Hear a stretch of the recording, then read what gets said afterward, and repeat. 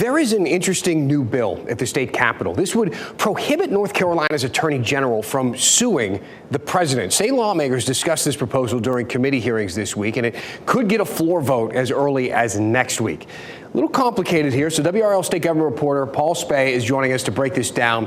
Why exactly did lawmakers file this in the first place? Well, Republican lawmakers think that the Democratic Attorney General Jeff Jackson is trying to score political points by suing President Trump. Trump has signed more than 70 executive orders since returning to the White House. Jackson has filed 4 lawsuits in response to those orders because he says they could directly affect North Carolinians. For instance, Trump ordered a freeze of federal funding, including funding to the National Institutes of Health, or NIH. A lot of that funding goes to local colleges and universities, but still, bill supporters have asked, why does the state attorney general need to be the one challenging these orders when other people who are affected could just as easily sue? Which is a valid, argument to make in this case. So what's the attorney general said in response to that? Has he responded? Well, he hasn't responded to the critics directly, but he put out this statement. His office put out this statement saying the attorney general's duty is to be a shield for the people of North Carolina, and these lawsuits aim to protect billions of dollars in funding for Western North Carolina public universities and rural jobs. So, given this, is it unique? I mean, it kind of feels that the state would typically want the attorney general to have a lot of power in these ways.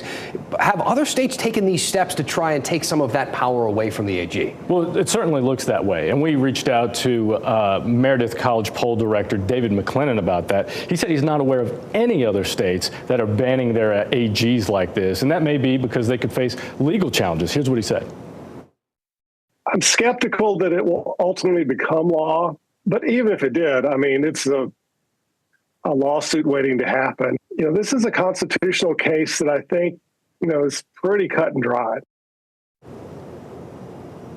Now, one more thing. McClennan also said North Carolinians benefit from the AG joining lawsuits against the federal government, regardless of the outcome in those cases. By joining the lawsuit as the state, it makes them go faster and get in front of judges faster instead of if, a non-government agency had done that. All right. So, of course, this is going to be interesting to watch this all play out, if that's the word you want to use here. It's an important topic. Our NC Capitol team, of course, will be monitoring it closely for the very latest updates. Paul, thank you.